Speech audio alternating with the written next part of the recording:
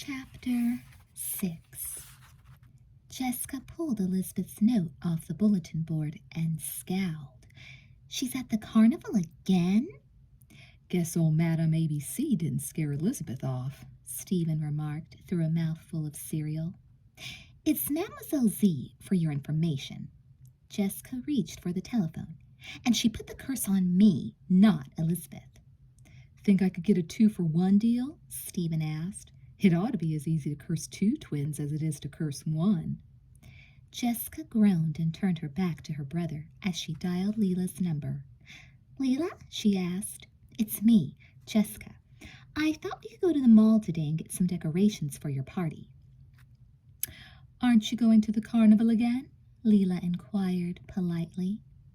Not after what happened to me yesterday, Jessica whispered. Mademoiselle Z put a curse on me, and it was much worse than what she did to you. Behind her, Stephen snickered loudly. Jessica covered her ear with her hand. Meet me at the bus stop in half an hour, Leela, she told her friend. I'll explain everything on the ride over. By the time the girls had reached the mall, Jessica had told Leela all about her latest encounter with Mademoiselle Z. I have to admit that your curse is much worse than her prediction about me, Leela said as they strolled toward the food court in the center of the mall. Jessica shivered. I should have listened to you, Leela. That fortune teller has evil powers. I can't wait for the carnival to leave Sweet Valley for good. Me either, Leela agreed as the girls stopped to buy sodas. Of course, it's too bad we have to miss all the fun stuff at the carnival. While all of our friends are having a good time, you and I have to sit around with a curse hanging over our heads. It really isn't fair. Wait a minute, Jessica cried. I've got a terrific idea. If we can't go to the carnival, let's bring the carnival to us. What are you talking about, Jess? Leela asked. Your New Year's Eve party, Jessica said. She dragged Leela to a table in the center of the food court. What if we have a carnival theme? We could have games and cotton candy and maybe even a haunted house. That's a great idea, Leela agreed. We could even have a fortune teller. Jessica wasn't too sure that she wanted to have anything to do with fortune telling, even if it was fake. Well, maybe, she said reluctantly. I suppose we should have fortunes. After all, it is the start of a brand new year. It'll be fun to predict what will happen to everyone next year. Leela flipped her light brown hair over her shoulder. I'll bet my father could even rent some rides. Wouldn't it be great to have our very own Ferris wheel? While we're at it, we could turn your pool house into a fun house, Jessica suggested. And instead of bumper cars, we could have bumper boats in the pool. Leela reached into her purse and pulled out a small notepad. There's so much to do, she said excitedly. Let's make a list of everything we'll need. Why don't you come back to my house? After dinner, we can start writing out the invitations. This is going to be the best party Sweet Valley Middle School has ever seen. They finished their sodas, and then the two of them rode the bus back to Leela's house.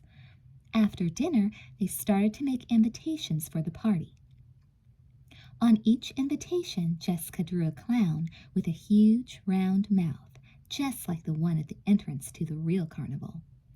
Inside the clown's mouth, Leela wrote, Come one, come all, to Leela's carnival. So much fun you won't want to leave. It's at Leela's house on New Year's Eve. Because Leela decided to invite almost everyone she knew, the girls didn't finish working until very late. When Jessica got home, she went straight upstairs to her bedroom, where she immediately fell fast asleep. It was very dark when Jessica opened her eyes. She blinked and checked the blue numbers of the clock on her night table. 2:15, she groaned, rolling over and pulling the blankets up over her head. What on earth made me wake up at this hour, she wondered. Then she heard a tapping sound. She lay very still and listened. 3 loud taps, then silence. A moment later, she heard 3 more. Jessica realized that she was no longer the tiniest bit sleepy. She wanted to see what had made the tapping sound, but she was far too frightened to come out from under her blanket. She listened to the sound of the wind blowing gently outside her window. The only other sound she could hear was the loud pounding of her own heart. The tapping came again, louder this time. Should she call for help? Elizabeth was close enough to hear her. Is someone there? Jessica whispered. Then she heard the voice. It was a low, raspy man's voice, and it sounded as if it were coming from very far away. "Stay away," the voice said. Who is it?" Jessica moaned. There was a lump in her throat that kept her from shouting. Jessica's fingers shook as she slowly pulled the blanket away from her face. The familiar shadows in her room seemed to have been transformed into hideous figures, each ready to pounce on her. She heard a chattering sound and realized that it was her teeth. Then she heard the voice again. "Stay away," it repeated. Jessica screamed and dove back under her covers. A moment later, the door to her room flew open and Jessica heard the light switch flick on. She pulled down her covers and peeked out. Her father was standing in the doorway to her room, looking rumpled in his pajamas. Her mother was right behind him. "What's the matter, honey? Did you have a bad dream?" Mr. Wakefield asked. "There was someone tapping at my window," Jessica cried, "and he was saying, 'Stay away.'" Mr. Wakefield nodded. "Well, let me take a look." He walked over to Jessica's window and pulled up the shade. Jessica shivered. She was almost too afraid to look. "No one's out there, Jess," he said. "But I heard someone saying, 'Stay away,'" Jessica insisted. "It's a little windy out tonight," Mr. Wakefield said calmly. "The breeze must have blown the branches of the tree against the window and made the tapping noise. You know how close that oak tree is to the house, honey, and sometimes the wind can sound just like a person's voice." From the hallway came Stephen's drowsy voice. "What's going on?" He peeked into Jessica's room. "Your sister just had a nightmare," Mrs. Wakefield said. "Go back to bed." "What happened?" Elizabeth stood in the doorway of the bathroom she shared with her sister. "Nothing," Mrs. Wakefield repeated firmly. "Jessica had a nightmare. Now both of you back to bed." She bent down and kissed Jessica's forehead. "Sweet dreams, honey." When Jessica was alone again, she lay perfectly still, listening carefully to the sound of the wind as it rustled the branches of the old oak tree. It was a nightmare, she told herself. There was nothing out there. But each time she closed her eyes, she remembered the eerie voice telling her to stay away. If it really had been a nightmare, she didn't ever want to fall asleep again. Why didn't I remember to ask her where she lives? Elizabeth wondered. She stood at the entrance to the carnival, searching the crowd for Claire. The day was overcast, and a wispy fog drifted over the grounds. The thin gray haze made faces and shapes soft and indistinct. "Hello, Elizabeth," Claire said. Elizabeth spun around and saw her friend standing beside a cotton candy booth. "Claire!" Elizabeth said in surprise. "I meant to ask you." Claire looked intently at Elizabeth, and her huge brown eyes seemed to blacken. Elizabeth shook her head. Suddenly she felt strangely confused. I meant to ask you something, Claire, but now I can't remember what it was." "I'm sure it wasn't anything important," Claire said contentedly. "How would you like to play some games today, Elizabeth?" "I'd like that," Elizabeth said, "but I don't have any tickets." "I think you do, Elizabeth," Claire said confidently. "I'm sure you have 5 tickets in your jeans pocket." "No, I just put on these jeans this morning," Elizabeth insisted. "Check your pocket," Claire said. Elizabeth shoved her hand into her right pocket. When she pulled it out, she was holding 5 red tickets. Elizabeth stared at the tickets in disbelief. "Did you slip these in my pocket?" Claire smiled serenely. "No, Elizabeth, they were already there." "This is another one of your magic tricks, isn't it, Claire?" Elizabeth asked. "Let's go to the shooting gallery," Claire suggested, as though she hadn't heard Elizabeth's question. Claire!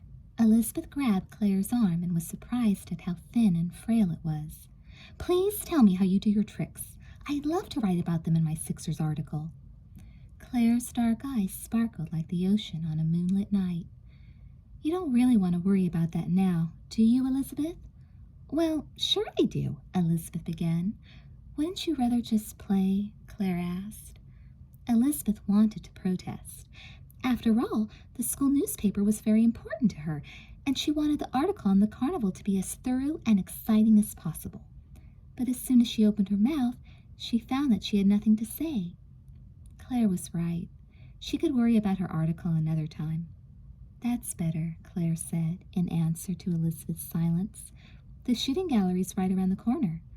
But I don't know how to shoot, Elizabeth argued. Of course you do, Elizabeth. Claire motioned for Elizabeth to follow her. I'll help you and you'll win a great prize. At the shooting gallery, Elizabeth handed the attendant a red ticket. He smiled at her, and Elizabeth noticed that he completely ignored Claire. But Elizabeth had gotten used to the way the employees of the carnival treated her friend, and Claire didn't seem to be bothered by their rudeness. Elizabeth picked up a pellet rifle and examined it nervously. I'm afraid I'll miss, she said. Don't worry, little lady, the attendant said kindly. Just point it at that row of ducks and squeeze the trigger real slow. Elizabeth aimed at the ducks and pulled the trigger. There was a loud pop, and the first duck fell over. I got one, Elizabeth cried in surprise. I actually got one. She pointed the gun again and squeezed the trigger. A second duck fell over. Hey, the attendant said, I thought you didn't know how to shoot. I don't, Elizabeth said, mystified. She fired 3 more times, and 3 more ducks fell over. Why don't you try for that moving squirrel way in the back, Claire said. That one is worth 10 points. I can't even see it, Elizabeth protested. I'll show you, Claire said, as she disappeared around the side of the shooting gallery. A moment later, Elizabeth saw Claire standing behind the various rows of targets. She'll get hurt, Elizabeth thought desperately. Look out, she shouted over the deafening noise of the rifles. What? The attendant asked. Don't worry, Elizabeth, Claire called. I know my way around. I'm perfectly safe here. Pellets whizzed and targets fell all around Claire, but she didn't seem at all afraid. Claire, Elizabeth called urgently, be careful. Something the matter? The attendant asked. No, Elizabeth said slowly, her eyes still fixed on Claire. Here's the squirrel, Claire called, pointing at a tiny wooden animal that glided by on a thin wire every few seconds. It's worth 10 points. I can't even see the squirrel, Elizabeth muttered. She hesitated with her finger poised on the trigger. Her hands were cold and clammy with fear. What if I miss? She thought frantically. Come on, Elizabeth, Claire urged. Get out of the way, she instructed Claire. I'm not in the way, the attendant answered, scratching his head. Shoot, Elizabeth, Claire cried. Shoot now. Elizabeth held her breath and slowly squeezed the trigger. Suddenly the squirrel stopped and a loud bell clanged. You hit the 10-pointer, the attendant said in surprise. Here's some shot, young lady. Elizabeth shook her head in disbelief. How was it possible she'd hit a target she could hardly see? Do I get a prize? She asked in amazement. You get this big stuffed teddy bear, the attendant told her. Our best prize. As Elizabeth reached for the bear, Claire reappeared by her side. I can't believe I won, Elizabeth exclaimed. There are lots of things people don't believe that they should believe, Elizabeth, Claire said with a smile.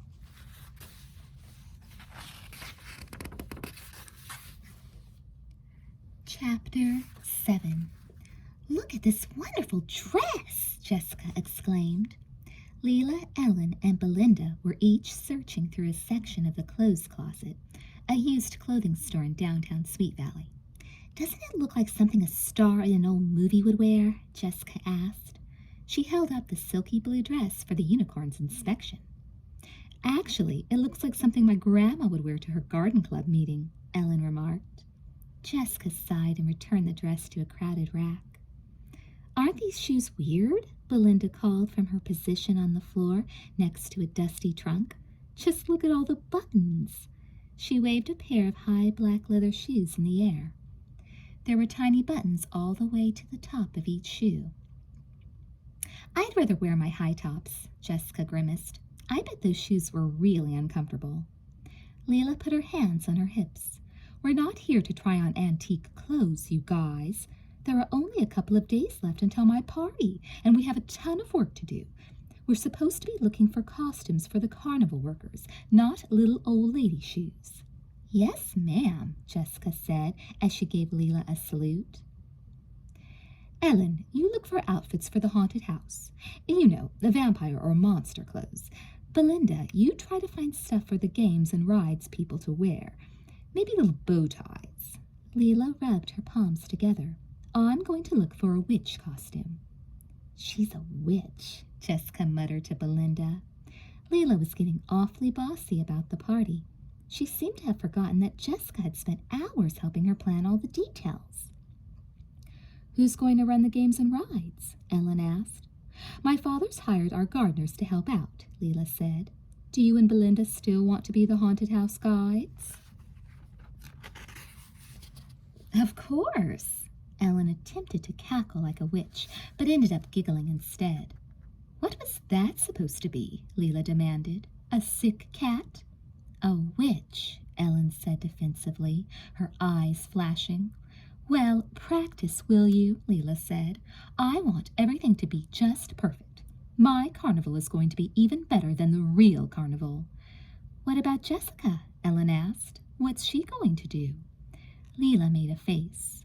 "Well, I think she should be our fortune teller, but she's not sure she wants to." "Why not, Jessica?" Belinda asked. Jessica shrugged. She wandered over to a glass case and gazed at a sparkling array of costume jewelry. It wasn't that she didn't want to be the fortune teller, but having anything to do with fortune telling seemed like a bad idea after the curse Mademoiselle Z had put on her. "After all, Jessica has more experience with an actual fortune teller than anyone else," Leela pointed out. "I don't have that much experience," Jessica protested. "Just a few visits to Mademoiselle Z, that's all." "I'm beginning to think that maybe Jessica's afraid," Leela said casually as she browsed along a rack of dresses. "Maybe she thinks Mademoiselle Z won't like the competition." "I am not afraid," Jessica said hotly. "Leela's hardly the one to talk," she thought with annoyance. "Ever since her little spill in the mud puddle, she's been terrified of Mademoiselle Z." "Afraid she'll put another curse on you, Jessica?" Ellen teased. "No, I am not afraid," Jessica repeated. "Doesn't this look like Mademoiselle Z's dress?" Leela asked. She held up a long evening dress covered with bright red sequins. They sparkled in the light like hundreds of rubies. Jessica thought it was the most beautiful dress she'd ever seen. Leela held the dress up in front of her and gazed in the mirror admiringly. "Maybe I'll be the fortune teller," she murmured. "But you said yourself that I know more about fortune telling than anyone else," Jessica said quickly. "I suppose you're right," Leela said a bit reluctantly as she handed Jessica the dress. Jessica held up the glittering dress and imagined herself wearing it on New Year's Eve. With that dress, she was sure to be the hit of Leela's party. "So you'll be the fortune teller?" Leela prompted. "What have I got to lose?" Jessica asked with a shrug. "I'm already cursed."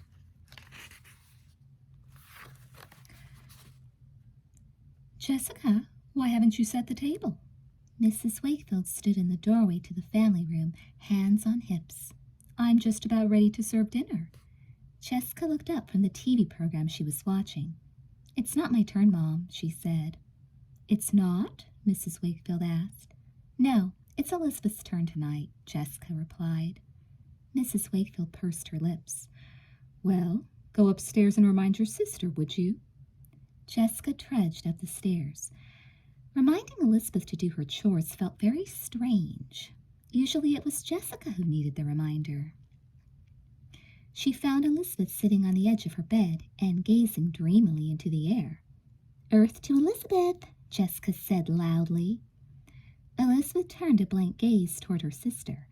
Then she seemed to snap out of her daydream. Hi, Jess. What's up?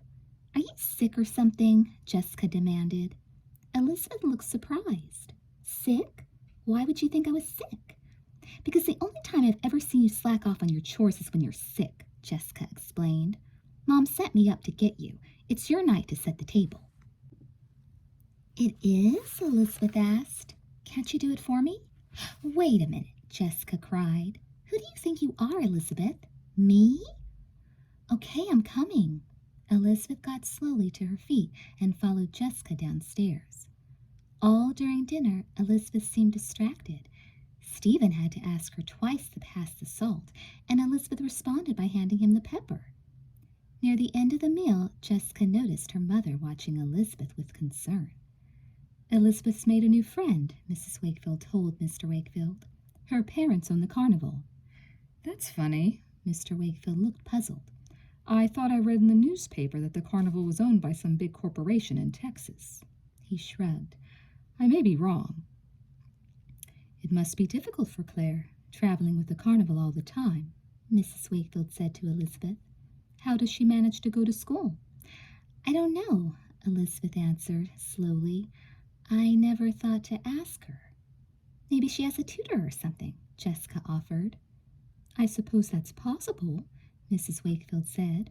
I imagine she misses not having a normal life, a home and friends. Yes, Elizabeth nodded. She's very lonely. She says there aren't any other kids her age with the carnival. Does she get to go on rides and stuff for free? Stephen asked with interest. Elizabeth shook her head. No, I guess she's bored with all the rides because we never go on them. We do other things. Well, I'll bet she would enjoy a nice home-cooked meal, Mrs. Wakefield said. Why don't you invite her over for dinner?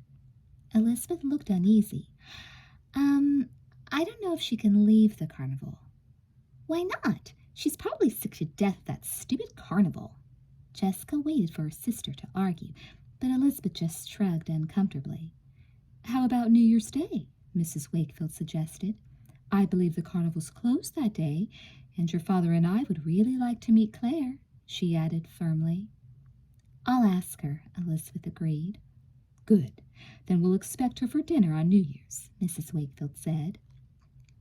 New Year's? Jessica said suddenly. She turned to Elizabeth. That reminds me, Elizabeth, Leela's going to have a New Year's Eve party. You're invited, of course, and I guess you could ask Claire if you want. I don't really think I want to go to one of Leela's parties, Elizabeth said simply. Why not? Jessica demanded. I just don't think it will be much fun, Elizabeth said. But Leela's inviting everyone from school, including all of your boring friends, Jessica said, a touch of annoyance in her voice. And the theme of the party is a carnival, so Claire would feel right at home. Well, maybe I'll go, Elizabeth said grudgingly, but don't count on me. Don't worry, Jessica grumbled. I don't count on you for anything lately. Late that night, Jessica woke up feeling very thirsty. Her bedside clock read 1:08 a.m. For a while, she tried to fall back to sleep, but she couldn't. At last, she crawled from her warm bed and headed toward the bathroom. Jessica poured herself a glass of water and put it to her lips. And then she heard the moaning. She looked nervously in the medicine cabinet mirror, almost expecting to see someone standing behind her. But there was no one. Very slowly, she turned around. The moaning noise came again, a sad, eerie sound that sent shivers down her spine. Jessica couldn't tell where it was coming from. She was sure the noise was not the tapping sound or the man's voice she had heard the other night, but it was just as horrible. Still, she didn't want to wake up her parents. They would just tell her she was dreaming again. I'm not dreaming, am I? She whispered. How can I tell if something is real or just a dream? She wondered. Again she heard the noise. Jessica held her breath. It was a terrifying, low-pitched groan like that of a wild animal, and it seemed to be getting louder by the minute. Slowly, quietly, Jessica opened the door that led from the bathroom to Elizabeth's room. The moaning grew still louder. She opened the door wider. Moonlight was streaming in through the window, making Elizabeth's face look ghostly and pale. "No," Elizabeth moaned. "No." Jessica felt the hair on her neck rise in fright. Elizabeth's eyes were shut tight, and the terrible, inhuman groan was coming from her lips. "No, don't make me go," Elizabeth moaned. Chapter 8. Elizabeth felt herself falling and falling. She felt as if she'd been falling forever. Suddenly, she stopped. When she looked around, she found herself in the middle of a very old graveyard. A cold gray fog drifted along the ground, swirling around the crumbling tombstones. Elizabeth shivered. She noticed that she was wearing an old-fashioned, thin, white dress. Through the fog, she saw a circle of brightly colored lights turning like a wheel. She was compelled to go toward the lights, but she was afraid. She reached into the pocket of her dress and pulled out a fortune cookie. The fortune said, "Beware." Elizabeth tried to walk away from the lights, but no matter which way she turned, they were always in front of her, growing nearer and nearer. She stopped walking altogether, but still she was moving closer to the circle of colored lights. "No!" she cried. She tried to run, but her feet were held by the thick fog.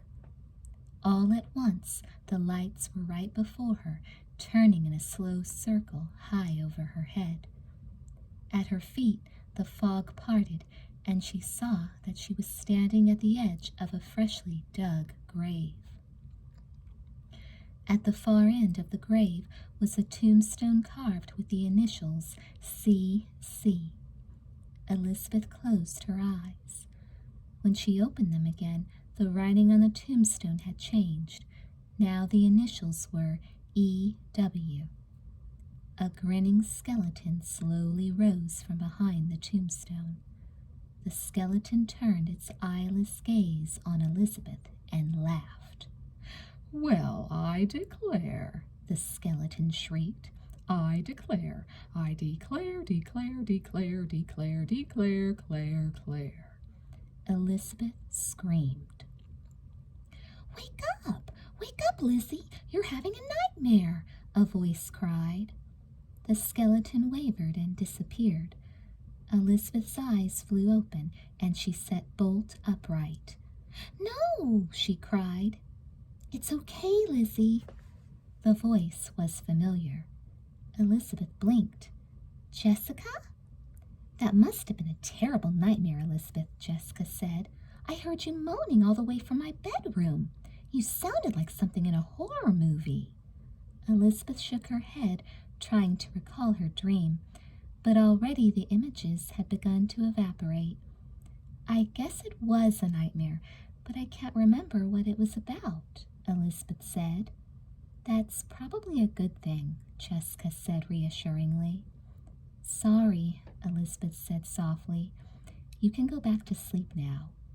"I'll try," Jessica answered. "First I have a nightmare, then you have a nightmare. I just wish everything would get back to normal." Jessica managed to fall back asleep, but not for long. She'd set her alarm to go off early, hoping to catch her sister before she left for the carnival the next morning. "Morning, Elizabeth." Jessica trudged into the bathroom, trying her best to sound perky. She hated getting up early, especially on a vacation day. "Jessica," Elizabeth exclaimed, "what are you doing up at this hour?" Jessica shrugged and reached for her pink toothbrush. "You know me," she said. "Early to bed, early to rise." Elizabeth narrowed her eyes. "I do know you, and this is definitely not typical Jessica Wakeville behavior." You haven't exactly been acting like yourself either, Jessica muttered as she opened the top of the toothpaste tube. You mean last night? Elizabeth asked uneasily. I'm really sorry I woke you up. The funny thing is, I still don't remember anything about the nightmare. Trust me, it was a whopper. Jessica laughed, but she could tell that Elizabeth was uncomfortable. Still, she wanted to know what had been going on with her sister lately. Doesn't it seem as if things have been a little strange around here? Strange? Elizabeth repeated. Well, I haven't seen you much lately, Jessica said in her best feel sorry for me voice. You're always at that silly carnival. You could come with me today, Elizabeth suggested. She reached for an elastic band and pulled her hair into a neat ponytail. Claire always takes me to the most interesting places on the carnival grounds, and she knows some incredible magic tricks. You'd enjoy it.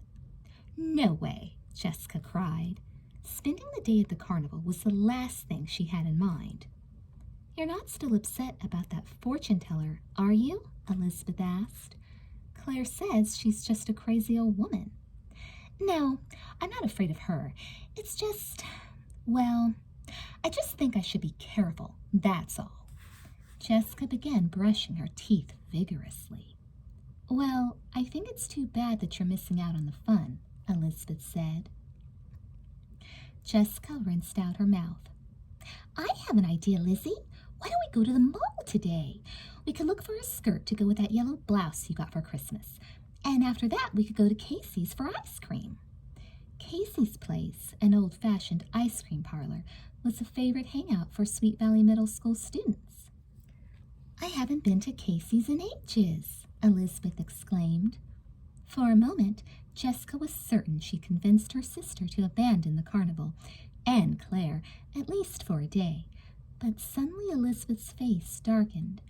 No, I can't, she said, almost as though she were trying to convince herself. I'd like to go, Jessica, but I can't. I have to spend time with Claire. Why? Jessica demanded angrily. Why do you have to be with Claire all the time? She needs me, Elizabeth stated flatly. What about me? Jessica said. I need you too, Lizzie. But Claire's different, Jessica. She doesn't have any other friends, Elizabeth said. So what? Jessica said angrily. That's not your problem.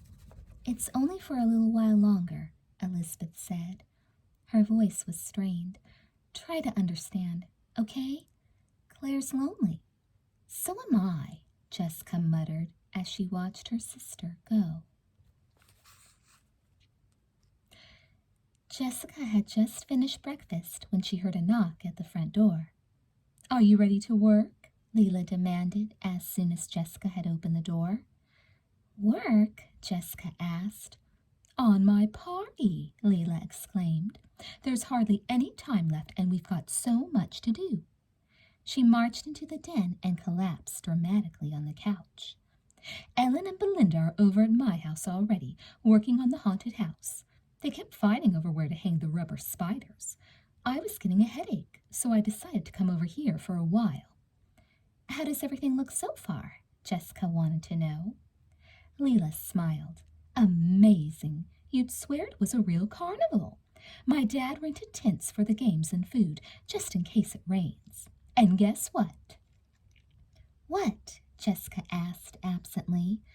After her conversation with Elizabeth earlier, she just couldn't seem to get excited about Leela's party.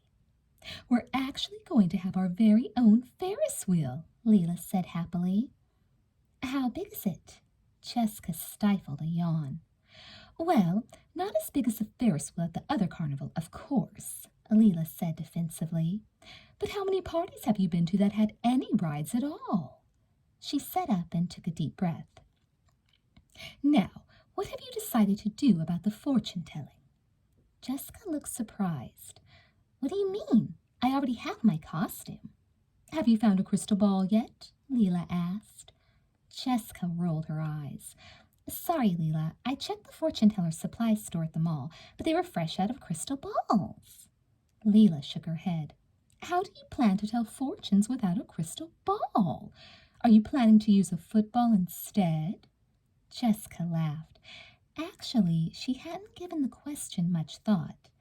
Maybe we could fake it, Jessica suggested. Use an upside-down fishbowl or something. Give me a break, Leela frowned. You're supposed to be just like Mademoiselle Z.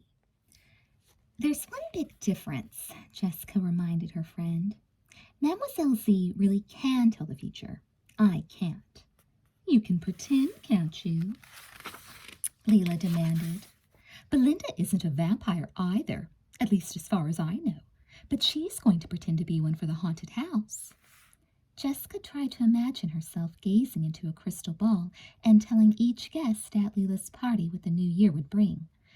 How could she ever come up with that many fortunes off the top of her head?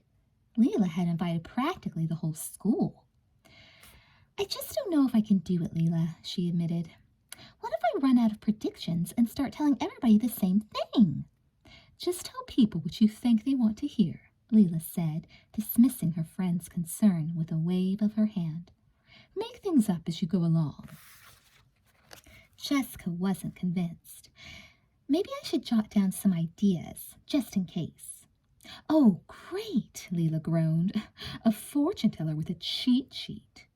Jessica ran to the kitchen and returned with a small notepad and 2 pencils.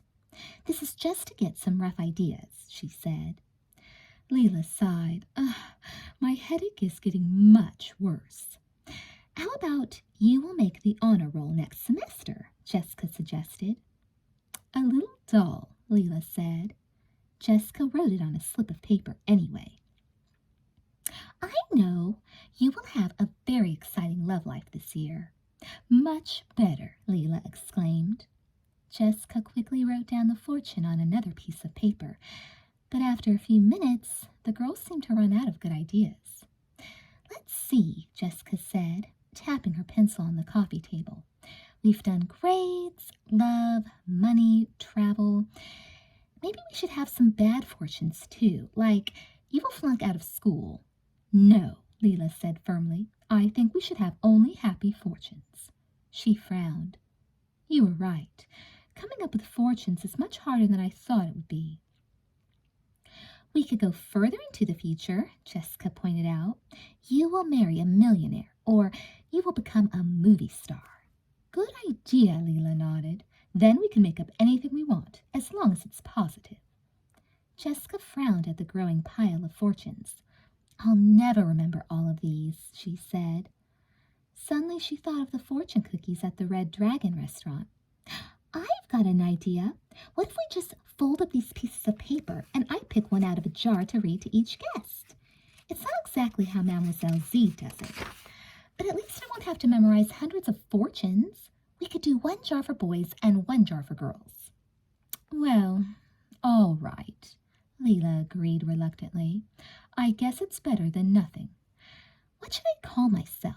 Jessica asked as she began to fold the fortunes into small squares. The name should sound exotic and mysterious, like Mademoiselle Z. How about Mademoiselle F? Stephen suggested from the door of the den. F for fake. He laughed loudly, but Jessica and Leela weren't amused. Hey, Mademoiselle F, Steve went on. Can you put curses on people too? If I could, Jessica called back, you'd be the world's most hideous toad. The fog is very thick today, isn't it, Elizabeth? Claire pointed toward the beach, where a thick gray blanket of fog hid the ocean from view. Elizabeth nodded. It's strange, she said. It's hardly ever foggy in Sweet Valley. The girls continued strolling along the edge of the carnival grounds. Is something wrong, Elizabeth? Claire asked. Elizabeth frowned. I was trying to remember something my mother said to me, but I just can't seem to recall what it was. Claire smiled, her luminous dark eyes fixed on Elizabeth. I'm sure it wasn't important. Elizabeth looked toward the ocean again, and all at once she remembered that her mother had asked her to invite Claire to dinner. Why are you looking away, Elizabeth? Claire asked quickly. Are you trying to be mean to me? No, Elizabeth said in surprise, turning back to face Claire. I just remembered that my mom wanted me to invite you to dinner. Your mother must be very nice, Claire said coldly, but I can't leave the carnival. Why not? Elizabeth asked. She searched Claire's eyes for a hint of her reason. Why not what, Elizabeth? Claire stared at her. Why not, Elizabeth began. Why not, why don't we go and play? Yes, let's go and play. Claire clapped her hands happily. As they walked back toward the center of the carnival, Elizabeth tried to think about what had happened in the last few minutes, but somehow it was already just a blur. Lately, she had been finding that all sorts of things just seemed to evaporate from her memory. I'm so glad we're best friends, Elizabeth, Claire said as the girls headed toward the food booths. You're a friend to no one, a voice cried. Elizabeth looked up in surprise to see a tall woman in a red dress covered with mirrored beads standing directly in front of them. Get out of my way, you crazy old woman, Claire snapped angrily. The woman tried to look defiantly at the little girl, but Elizabeth could see the fear in her eyes. You cannot do this, Claire, the woman said firmly. I can do anything I want, Claire responded. I'm the owner's daughter, and I can do anything I want to do. Anything. And you know what happens to people who try to stop me, don't you? The woman in the red dress took a step backward. You don't scare me. Her voice was shaky. Oh, yes, I do, Claire said calmly. Now stay out of my way. My friend and I are playing. The woman fell back, and Claire led Elizabeth past. What was that all about? Elizabeth demanded. Claire had seemed so angry and threatening. Claire shrugged. That? Oh, she's the crazy woman we saw before. The fortune teller, I remember, Elizabeth interrupted. She's not a fortune teller. She's just a phony. Claire laughed scornfully. She's been with the carnival ever since she was a little girl, so my father doesn't want to fire her. Claire looked at Elizabeth and grinned. Of course, that doesn't mean I'm going to let her go around being nasty to me and my friend. Are you sure she's really crazy? Elizabeth asked uneasily. Don't worry about it any more, Claire reassured her. As long as you're with me, Elizabeth, you'll always be safe.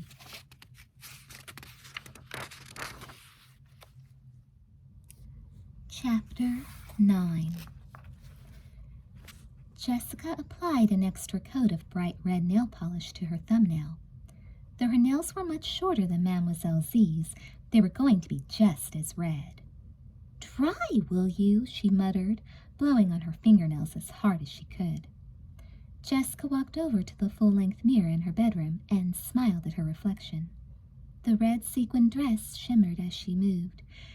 It was a little too big for her, and a few sequins were missing, but the overall effect was still very nice. Jessica stepped carefully into the shiny red high heels Leela had found for her at the used clothing store. They were also too big, but if she walked carefully, her ankles hardly wobbled at all. Jessica made her way to the top of the staircase and called out, Ladies and gentlemen, presenting the amazing Mademoiselle J.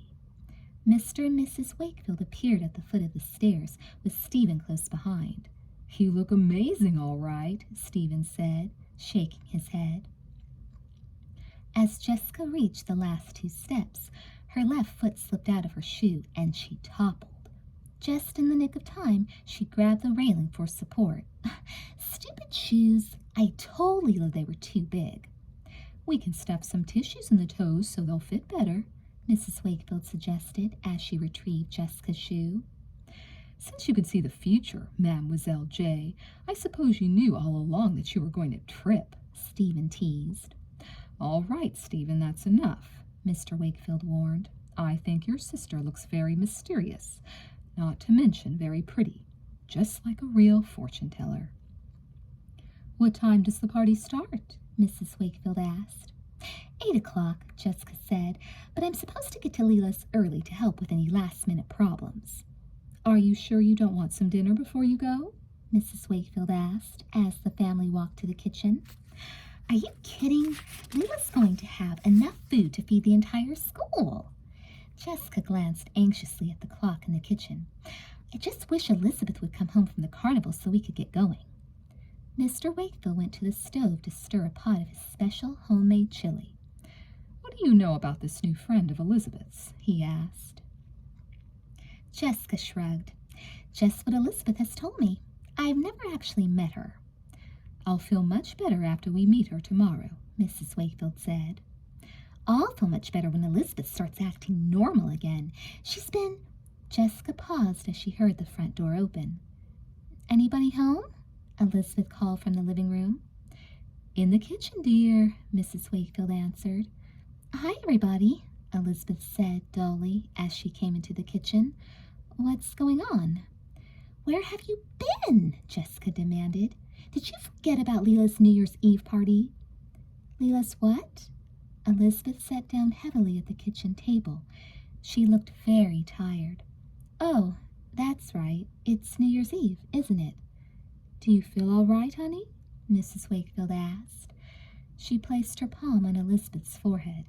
You don't seem to have a temperature. I feel fine, Elizabeth protested. Why is everybody looking at me so strangely? Maybe you should stay home tonight, Mrs. Wakefield suggested. Good, Elizabeth nodded. I really didn't want to go to Leela's anyway. I don't know, Alice. Mr. Wakefield gave his wife a meaningful look. Maybe it would be a good idea for Elizabeth to be with some of her other friends. Have you seen Amy since Christmas vacation started, Elizabeth? No, not really, Elizabeth confessed. But I've been so busy with Claire. I think your father's right, Mrs. Wakefield interrupted. Leela's party might be just what the doctor ordered. Elizabeth shrugged. Whatever you say.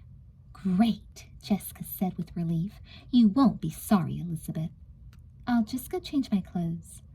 When Elizabeth reached the doorway, she paused. By the way, Jessica, she said slowly, is that a new dress? I don't think I've ever seen you wear it before. Jessica didn't join in her family's laughter. She wasn't entirely sure that her sister had been joking.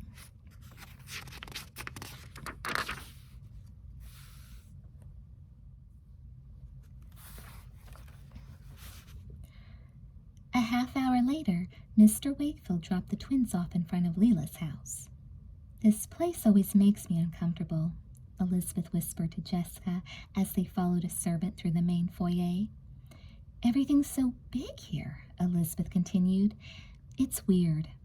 If you think this is weird, Jessica whispered back, wait until you see what they've done to the backyard. Jessica, I was beginning to get worried. Leela appeared at the top of the grand staircase. She was wearing a long, white, flowing gown covered with sequins. On her head was a pointed white hat, and in her hand she held a magic wand topped off with a gold star. I thought you were going to dress as a witch, Jessica protested. Haven't you ever heard of a good witch? Leela pirouetted to show off her dress. But all of the unicorns were supposed to dress like people from the carnival, Jessica argued. The only witch at the carnival is the one from the haunted house, and you don't look anything like her. Well, wait until you see Ellen and Belinda. They look very realistic. But after all, I'm the hostess of the party. I have to look beautiful, Leela smiled. Was I supposed to wear a costume? Elizabeth asked in confusion. No, Jessica said. Only the unicorns are wearing costumes. Leela was supposed to dress like the witch from the haunted house, but she looks more like the prom queen from the Land of Oz high school. Leela led the twins through several elegantly furnished rooms until they came to a set of sliding glass doors. The girls stepped into a broad patio, and Elizabeth and Jessica gasped in amazement.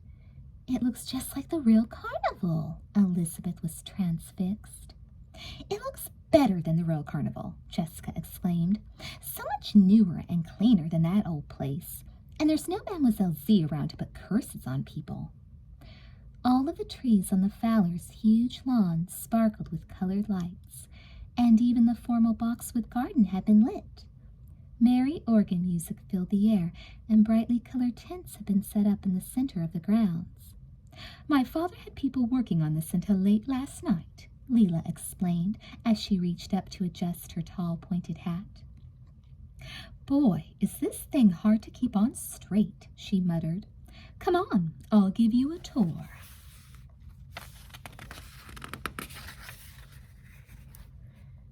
The girls first stopped by the giant in-ground swimming pool. Little motorized boats, their sides protected by rubber inner tubes, bobbed in the water. These are the bumper boats, Leela said, and those yellow tents over there are all game booths. We have darts, a ring toss game, and a shooting gallery. A shooting gallery? Elizabeth echoed. It's just 2 pop guns and some paper targets, Leela explained, but the prizes are just as good as those at the real carnival. What's in the orange tents? Jessica asked excitedly. Food. There's cotton candy, hot dogs, caramel corn, you name it, Leela replied proudly. Great! I'm starving, Jessica said. Aren't you, Elizabeth? Elizabeth shrugged. She was much more interested in the Ferris wheel at the edge of the Fowler property. It's small, but it's still a real Ferris wheel, Leela said. I wish my father hadn't rented that stupid merry-go-round, though. I haven't been on one of those since I was a little kid. At least the band will start playing soon and we won't have to listen to that dopey organ music. Let's go see the haunted house, Jessica suggested. We're using the pool house for that. Leela pointed to a small building on the far side of the pool. Black cloth covered all of the windows, and strange howls and moans could be heard coming through the doorway. Ellen found a tape recording called Halloween Spook House, Leela explained as she led the twins toward the entrance. We're going to play it all night long because Ellen has the dumbest witch's cackle I've ever heard. As if on cue, Ellen popped out of the doorway. She was carrying a broom and wearing a long black gown that Jessica recognized from the antique clothing store. Welcome to my haunted house, she cried. I hope you have a frightful visit. Save it, Ellen, Leela said with a wave of her hand. It's just us. And where's your mask, anyway? Ellen doesn't need a mask, Belinda called. She emerged from the pool house wearing a very convincing vampire costume, complete with fake pointed teeth. Very funny, Belinda, Ellen retorted. Have you ever thought about braces? Cut it out, you two, Leela commanded. Let's show the twins the inside of the haunted house. Rubber spiders and glow-in-the-dark plastic skeletons hung from the ceiling of the cramped pool house. In one corner of the room sat a long cardboard box painted to look like a coffin. Jessica thought that the entire setup could hardly compare to the haunted house at the real carnival, but she was a little surprised to see that her twin actually looked uncomfortable. Here, Ellen said in her witch voice, stick your hand in this, my pretties. She held out a large bowl filled with something gooey. Yuck, Jessica made a face. What is that stuff? Human eyeballs. Ellen tried again to cackle. They look like grapes to me, Jessica remarked casually, in goopy red jello. Olives, actually, Ellen said. We tried grapes, but olives felt more disgusting. Well, you guys get the general idea, Leela said. We have a big piece of raw liver that's supposed to be a human heart, and a falling sword made out of tin foil. She shrugged. The usual. Just as the girls turned to leave, a horrible scream filled the air. Jessica and Elizabeth spun around to see a white-faced boy climbing out of the coffin. Wait a minute, Jessica laughed. That's Ellen's little brother, Mark. For a second you actually had me scared. Jessica suddenly became aware of Elizabeth's hand on her arm. Her sister's face was almost as pale as Mark's. Elizabeth? Jessica tried to pry Elizabeth's fingers loose. Lighten up. It was just a trick. When they were outside again and away from the others, she took Elizabeth's hand. Are you okay? Elizabeth pulled her hand away and rubbed her eyes. I'm fine. It's just... Just what? Jessica prompted. Nothing, Elizabeth said, shaking her head. Claire does lots of tricks, too. Sometimes they kind of scare me, but she says it's silly to be scared by a trick. It is silly to be scared by a trick, isn't it? Jessica looked at her twin. I guess that depends on what the trick is, Elizabeth. Jessica, Elizabeth, Leela called. You haven't seen the grand finale. I hope it's more grand than the haunted house, Jessica whispered. She was relieved to see that Elizabeth almost smiled. Leela led them to a small table and chair that had been set up in the center of the lawn. The table was draped in a gold cloth, and a hand-lettered sign taped to it said, "The Amazing Mademoiselle J. Know your future now. All fortunes guaranteed, or your money back." But we're not charging anything, Leela, Jessica pointed out. That's why the fortunes are guaranteed, Leela laughed. I thought we would wait until it's almost midnight and then bring out the fortunes for you to read. That way everyone can hear them. She hates Claire, Elizabeth said suddenly. Who? Jessica looked at her sister with a puzzled expression. The fortune teller, Elizabeth said, but Claire says she's crazy. Well then, I guess Claire can't be all bad, Jessica said. But Elizabeth had turned away from her sister. There's the shooting gallery, she said. Let's go. I'm a very good shot. Elizabeth was surprised that she didn't hit any of the targets in the shooting gallery. However, Jessica had managed to win a pair of purple sunglasses after only a few tries.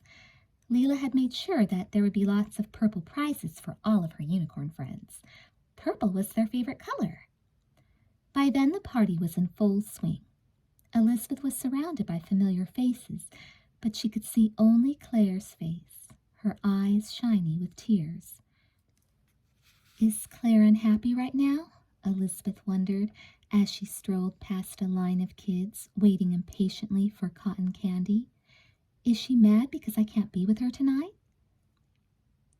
Hi, Elizabeth. Elizabeth heard someone call her name, but she kept walking.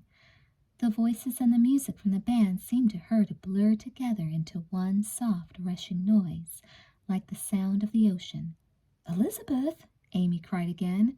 Have you gone deaf or something? It took Elizabeth a moment to recognize her friend. Hi, Amy, Elizabeth said, in a voice that lacked all expression. I called your name 3 times, Amy said. Elizabeth felt a sudden wave of sadness. Amy's face seemed so familiar and kind. I'm sorry about our bike ride the other day, Amy, she said softly. I guess I just forgot. That's okay, Amy shrugged. No big deal. I've been busy at the carnival, Elizabeth began. Jessica said you've made a new friend there, Amy interrupted. Claire? Is that her name? Yes, Elizabeth nodded slowly. Claire. As she looked at her friend's face again, Claire's sad brown eyes, dark with loneliness and resentment, stared back at her. Well, anyway, Amy said, I've been wanting to talk to you about my research for the article on the carnival. Article? Elizabeth repeated. For the Sixers. Amy sounded frustrated. We've already discussed it once. Oh, Elizabeth didn't sound very interested. I think you should listen to what I've learned so far, Amy persisted. Elizabeth began to walk away. Elizabeth? Amy grabbed her friend's arm. What's wrong? Nothing's wrong, Claire, Elizabeth said dully. I'm not Claire, I'm Amy. Whatever's wrong, you can tell me. We always tell each other everything, Amy cried. Elizabeth shook her head. There's nothing wrong, Amy. Nothing at all. Jessica hopped off the tiny Ferris wheel and was surprised to find Amy Sutton waiting for her. Jessica, we have to talk, Amy insisted. Sure, Amy. One look at Amy's face told Jessica all she needed to know. This is about Elizabeth, isn't it? Amy nodded solemnly.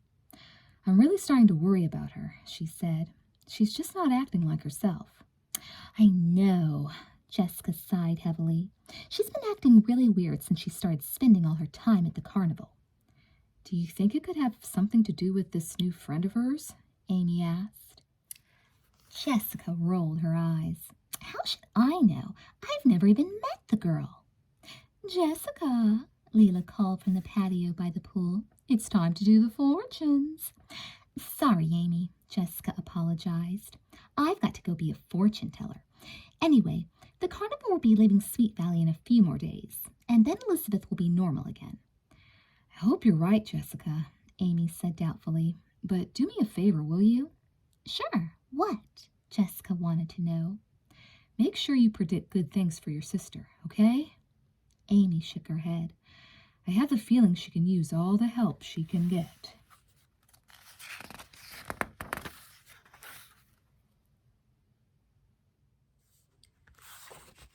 Chapter 10. Everything's ready, Leela whispered as she led Jessica to the fortune-telling table. I've got it all arranged. Jessica sat down at the table. Ouch, she muttered. My knee hit something. Shh, those are the fortunes. Leela carefully lifted the gold tablecloth. On a small stand were the 2 round bowls they had labeled at the Wakefields the other afternoon. One was marked B for boys, and one was marked G for girls. This way you can just reach into the appropriate bowl and no one will know you're faking it, Leela explained. That's not how we planned it, Leela, Jessica protested. But this way you'll seem like a real fortune teller, Leela insisted. Just lower your head, read the piece of paper, and look up. It'll work, I promise. I don't know, Jessica said doubtfully. Trust me, Leela assured her. By the way, I kept all the fortunes hidden away in my closet until tonight so that no one could sneak a peek. She rubbed her hands together. Are you ready for your big moment? As ready as I'll ever be, Jessica said, smoothing her hair. Leela asked the band to stop playing and stepped up to the microphone. Attention, everyone, she said, pausing to clear her throat. I am proud to present the amazing Mademoiselle J, who will use her remarkable powers to predict the future of each and every one of you. Please step up to the table in the center of the lawn. Jessica tapped her red fingernails nervously on the table. But as the crowd started to gather around her, she began to feel better. After all, Jessica loved being the center of attention, and who knew more about fortune tellers than she did? Hey, Mademoiselle, a voice called. Who's going to win the Super Bowl this year? Jessica looked over to see Bruce Patman, one of the cutest guys in the 7th grade, grinning at her. Well, he asked. Do not disturb Mademoiselle J when she's trying to concentrate, Jessica warned in a low, whispery voice that sounded like Mademoiselle Z. She closed her eyes and put her fingers on her temples. Step forward, young man. Who, me? Bruce asked. 2 of his friends pushed him toward Jessica's table. What is your name, young man? Jessica asked. You already know my name, Bruce replied. And I hate to break it to you, but you're really Jessica Wakefield, not Mademoiselle J. The kids began to laugh. Silence, Jessica commanded. Just then, a few fast-moving clouds hid the moon from view. The crowd fell silent. Wow, someone said. Not bad, Jessica.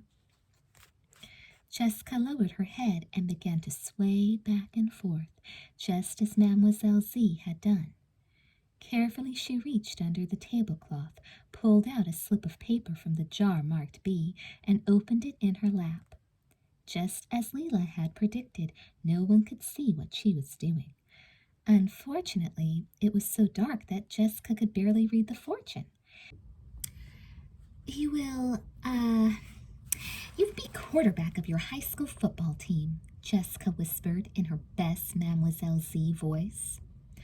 All right, Bruce cried. He stepped back into the crowd, looking very pleased with himself. Next, Jessica asked, who will be next? To her surprise, several people volunteered. It didn't seem to matter whether or not she could really see into the future. Everybody just wanted to hear a happy prediction, even if the prediction didn't make much sense. Caroline Pierce, who couldn't even carry a tune, was thrilled to learn that she would soon be a famous rock star. Some fortunes seemed to be just right. Brooke Dennis, whose father was a famous Hollywood screenwriter, was told that she would be a big movie star. And Randy Mason, who was already the president of the sixth grade class, was not very surprised to learn that he would one day be a powerful politician. Finally, Amy pushed Elizabeth forward. "Do Elizabeth Wakefield, Mademoiselle J," she said. Jessica stared sadly at her twin sister, who stood before her looking dazed and uninterested. Without bothering to pull out one of the slips, Jessica spoke softly. "You will soon learn the value of your true friends." For a moment, Elizabeth's eyes seemed to glisten with tears. Then she turned and walked away. "Last but not least," Leela said, quickly taking Elizabeth's place. "Do me, Mademoiselle J." "But Leela," Jessica whispered, "why bother?" "Because I've been keeping track, and the only fortune left is the one that says you will be a famous model." "Oh, all right," Jessica muttered. She gazed toward the far end of the yard, where Elizabeth was walking all by herself. Jessica pulled the last slip of paper from the bowl marked G. "You will soon go completely bald." The words were out of Jessica's mouth before she realized what she had said. "What?" Leela gasped. "We didn't write that." "You said the fortunes were hidden away," Jessica hissed. "How could this have gotten in with the others?" "If I didn't write it and you didn't write it, then who did?" Leela's eyes were wide with fear. She reached up to touch her hair protectively. "I don't know," Jessica said excitedly, "but I knew something would go wrong if we made fun of Mademoiselle Z." The New Year's Eve party had made Elizabeth very tired, and she had slept late the next morning. "I hope Claire's not worried about me," she thought to herself as she walked slowly downstairs. Claire seemed to get cranky if Elizabeth wasn't at the carnival first thing in the morning. "Where are you going?" Jessica asked as Elizabeth approached the front door. "I'm on my way to the carnival," Elizabeth said. Jessica shook her head. "Not today, Elizabeth. It's closed for New Year's Day. Don't you remember?" Elizabeth frowned. Was it true that the carnival was closed that day? She didn't think that Claire had ever mentioned it. "Are you sure?" Elizabeth asked. "Of course I am," Jessica said. "Just about everything's closed today, even the mall." But how will I get in to see Claire?" Elizabeth asked anxiously. "She'll be so lonely if I don't go see her." "Well, too bad." Jessica was exasperated. "She'll just have to find something else to do today." "But you don't understand," Elizabeth cried. "I have to see Claire. I have to see her every day." Why doesn't Jessica understand? Elizabeth thought. Claire needs me. "You sound like some kind of robot, Lizzie," Jessica said angrily. "All you do is spend time with Claire. All you talk about is Claire. It's as if Claire were taking over your mind." "Taking over my mind?" Elizabeth wondered. What a silly thought. But for a moment, she felt anxious. She was spending an awful lot of time with Claire. Still, Claire was so nice. Or was she? Elizabeth remembered Claire's harsh words to Mademoiselle Z. If Claire was so nice, why was Mademoiselle Z so afraid of her? And why did all the workers at the carnival act as if she wasn't even there? It bothered Elizabeth to think that way about Claire. Without meaning to do so, Elizabeth pictured Claire's deep, dark eyes and her sad, faraway smile, and all of a sudden, her doubts vanished. "Okay," Jessica said. "Give me the silent treatment if you want, Elizabeth. But I'm telling you, you better watch out if you want to have any friends left after the carnival leaves." Elizabeth watched her sister storm away. Briefly, she considered trying to make up with Jessica, but she didn't know what to say. Besides, Jessica wasn't the real problem. The real problem was that she was going to have to spend the whole day without Claire. "Elizabeth," Mrs. Wakefield smiled at her daughter. "Do you know if there's anything special your friend Claire would like for dinner?" "Dinner?" Elizabeth echoed. "Yes. You did invite her, didn't you?" her mother asked. Elizabeth searched her memory. She vaguely remembered having asked Claire to come for dinner, but she couldn't remember Claire's response at all. "Yes," Elizabeth nodded at last. "I asked her." "Good," Mrs. Wakefield said. "I thought about making a roast. Do you think she would like that?" Elizabeth shrugged. "I guess so, Mom." Mrs. Wakefield peered closely at Elizabeth. Are you all right, honey? You're not coming down with something, are you? She pursed her lips. Maybe your father and I shouldn't have let you go to Leela's party last night. I'm fine, Elizabeth responded. She tried to smile. I think you'd better stay inside today, Mrs. Wakefield said. You may have a touch of the flu. I'm fine, Elizabeth repeated quietly. Why is everyone treating me so strangely? She wondered. It just doesn't make sense. At least she would get to see Claire that evening. Elizabeth tried to imagine her friends sitting at the dinner table, talking with the family and eating roast beef. But somehow it was very hard for Elizabeth to picture Claire ever doing such a normal and everyday thing.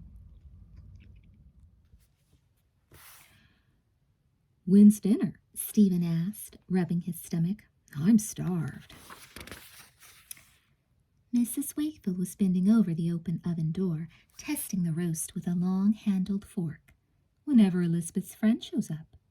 Well, I hope that's soon, Stephen grumbled. Me too, Mrs. Wakefield muttered. This roast is going to be completely dried out if I have to leave it in the oven much longer. Elizabeth, Stephen yelled. Where's your dumb friend? She has a name, Elizabeth answered as she entered the kitchen. All right, then, Stephen said impatiently. Where's your dumb friend Claire? I'm going to starve to death. I don't know, Elizabeth admitted. Are you sure she's coming? Mrs. Wakefield asked. Elizabeth nodded. She was almost positive that Claire had promised to come, but it was so hard to remember their conversations. Honey, is dinner about ready? Mr. Wakefield asked as he joined the family.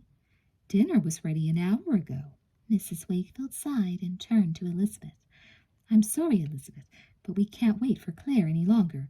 Why don't you call her and see if you can find out what's going on? I don't know her number, Elizabeth said miserably, but I'm sure she'll come if we just wait. Well, if she does, she'll be welcome to join us, Mrs. Wakefield said firmly. At last the family sat down to eat. Elizabeth tried to hide her disappointment about Claire, but she could barely touch her food. You know, Elizabeth, Claire could have at least called to tell you she couldn't make it, Jessica remarked. How could she be so rude? Jessica, Mr. Wakefield said, don't provoke your sister. I'm sure she feels bad enough. He smiled kindly at Elizabeth. I am disappointed that Claire didn't show up, though. Your mother and I like to meet your friends. Now I'm not so sure that you should continue to see Claire. What? Elizabeth cried in disbelief. We're not trying to be unfair, Elizabeth, Mrs. Wakefield said gently, but we'd feel better if we at least had had the chance to meet her. And to see if you approve of her? Elizabeth added accusingly. Mr. Wakefield sighed. We've never had any reason to doubt your choice of friends before, Elizabeth, and we're not saying that you can't ever see Claire again, but we want to meet her. You all act as if she's some kind of monster or something, Elizabeth said hotly. I didn't say that, Mr. Wakefield said. If she's as nice as you say she is, I'm sure we'll all like Claire as much as you do. I doubt it, Jessica muttered. Why don't we change the subject? Mrs. Wakefield suggested brightly. Has anyone made any New Year's resolutions? Elizabeth stared sullenly at her plate. She'd already made one resolution, to see Claire again, no matter what her parents said. Elizabeth, your father and I told you last night. The answer is no. Jessica woke the next morning to the sound of her mother's voice in the hallway. She jumped out of bed and put her ear to her door. Her mother definitely did not sound happy, and neither did Elizabeth. But I have to see Claire, Elizabeth cried. Jessica shook her head in amazement. She couldn't remember ever hearing Elizabeth argue with their mother. The only thing you have to do is clean up your room, Mrs. Wakefield answered sternly. Jessica waited to hear Elizabeth's response, but the argument appeared to be over. She opened the door cautiously and peeked outside. The hallway was empty. Great way to wake up, Jessica muttered to herself. She dressed quickly and went downstairs for breakfast. Hi, honey. Mrs. Wakefield seemed unhappy. I guess you heard me arguing with Elizabeth. I'm sorry. I've never seen her act so strange before. It worries me, and I lost my temper. I understand, Mom, Jessica answered. She has been awfully hard to talk to lately. Just then there was a knock at the front door. I'll get it, Jessica said. Amy Sutton stood on the front porch, a loose-leaf notebook in her hand. Hi, Amy, Jessica said. Hi, Jessica, Amy said. Is Elizabeth home? Elizabeth, Jessica called. Amy's here. She lowered her voice to a whisper. I'm glad you're here, Amy. Maybe you can get Elizabeth to snap out of her weird mood. Amy nodded toward the top of the stairs, where Elizabeth had just appeared. Hi, Elizabeth, she said. What do you want? Elizabeth snapped. Amy's face grew flushed. I wanted you to come with me to interview a man for our story about the carnival, Amy stammered. Well, I don't want to, Elizabeth retorted. But it's for the Sixers, Amy began. Who cares about the Sixers? Elizabeth said. Do whatever you want. Just leave me alone. Jessica and Amy watched in disbelief as Elizabeth turned away. That does it, Jessica vowed. Amy, we're going to find out what's at the bottom of this once and for all.